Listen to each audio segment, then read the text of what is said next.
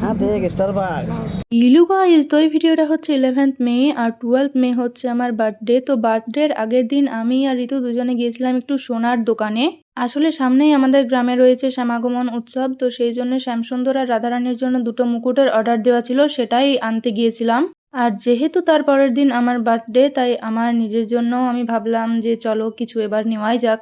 না না, সোনা কেনার সামর্থ্য আমার এখনো হয়ে ওঠেনি, তবে তোমরা যদি আমাকে সোনা কিনতে দেখতে চাও তাহলে প্লিজ জলদি সাবস্ক্রাইব করো। তো এই রূপোর আংটিগুলোই আমি একটু পরে পরে দেখছিলাম, তো বার্থডে ব্লগে তোমরা দেখতে পাবে আমি কোনটা নিয়েছি। তারপর আমি আর ঋতু দুজনেই গিয়েছিলাম একটু লস্যি খেতে। আর আমি তোমাদের এখানে এটাই দেখাচ্ছি, দেখো আমার টাকটা কি রকম চকচক করছে। আর এই লস্যিটা খেতে কিন্তু ছিল দারুণ।